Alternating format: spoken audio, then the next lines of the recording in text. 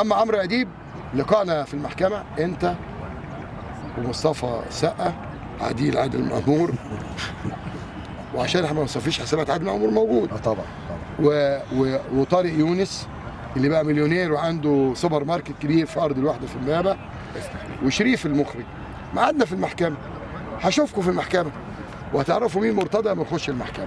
محكمه جنايات تاني، محكمه جنايات العجوزه جنايات برئاسه المستشار جلال عبد اللطيف. وافعل ما بدا لك يا اخ عمرو، اقسم بالله لا هضربك ولا عندي حد هيضربك، بس افتكر انا اللي انقذت اخوك، افتكر انا محامي مراتك واخواتها، وافتكر عمري ما خدت منكم مليم، وانت اللي بدات. انت زملكاوي؟ ما انا منزل له التصريح اللي قاعد يقول فيه مرتضى منصور اعظم رئيس نادي، مش قال كده؟